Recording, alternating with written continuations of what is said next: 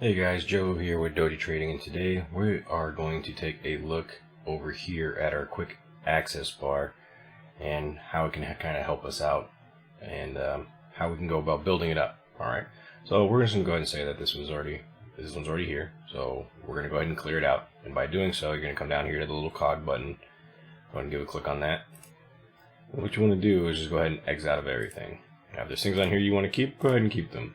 But for now, starting with a clean palette, so I can express and show how we can go ahead and create one together. This little button right here, the add gadget plus symbol, go ahead and press that. And from the gadget drop down, I'm going to go ahead and select a watch list because that's what we're looking to create. Now by default, it already gives you the indexes just in case. This is good to have on your screen generally so you can kind of see how the market's doing as a whole. That's not a requirement to have, it's just a defaulted feature. So what you may want to do is go ahead and take a look right here where it says indexes, click on that, and what's going to do is it's going to bring down a drop down of all the watch lists that are pre-built into this function.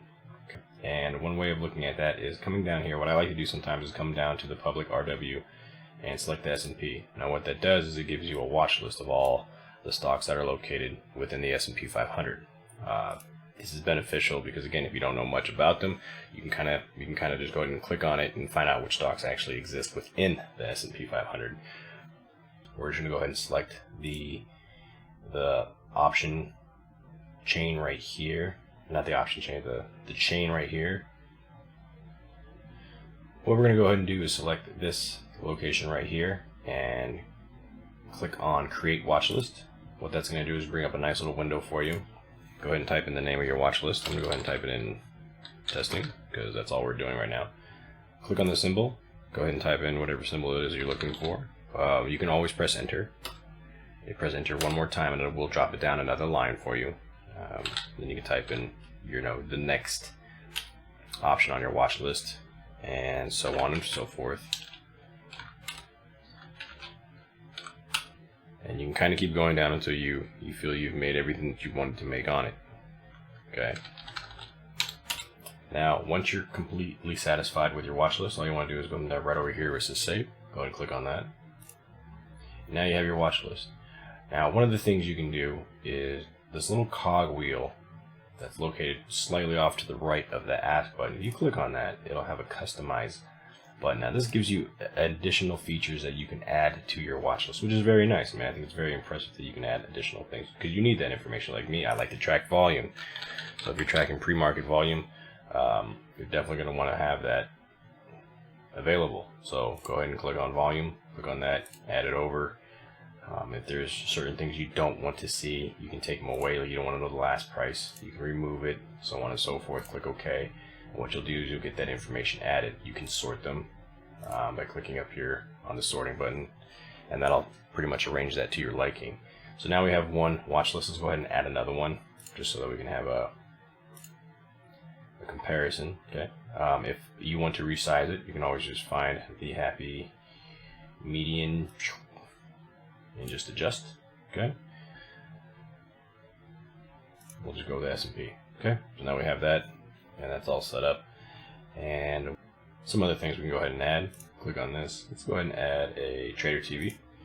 Why? Because some people like to watch TV. They like to get their morning news. TD Ameritrade Network's great. CNBC US, so on and so forth. You click whatever it is that you want, and something normally will show up, start broadcasting. I'm not going to have this one on because it'll start talking, but then you come back over here. If you need a calculator or anything like that, there's all kinds of little things that you can add. They do have their own features and functions, so I would definitely encourage you to go over them. Use the news. This is one that I'm looking to figure out exactly how it works. I'm gonna wait until the next open market to kind of take a look at it, but I'm very interested in finding out how this works. So if any of you guys do prior to this, please let me know, and if it's something that is reviewable, then we'll definitely make a video about it. Okay. If for whatever reason you don't like the arrangement, you can always come down here to the cog and simply slide them around to fit the style that you like. Now I'm going to go ahead and get rid of the use the news and we'll keep everything else the same. And the one last thing that I want to add, and I think is very important to note, is the quick chart. I always like to have a quick chart up and running, and the reason is that it gives me it tells me about the market conditions.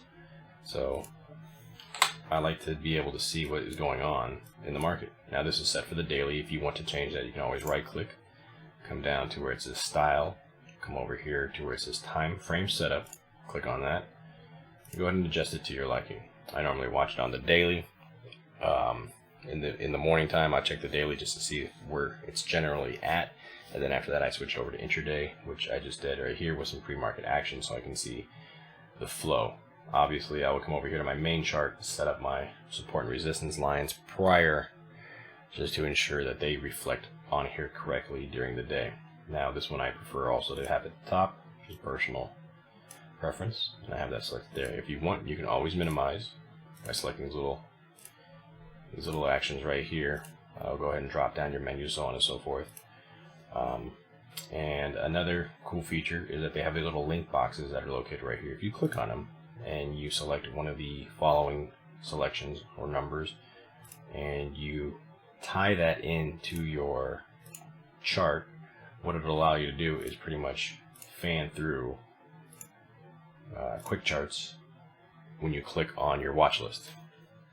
So that's a very nice feature. Now, as you can see, this one isn't linked to anything, so when you click on it, it won't change anything.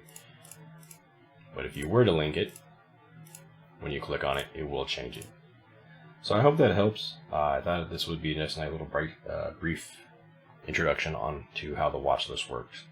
If you have any questions, feel free to let me know. Thank you very much.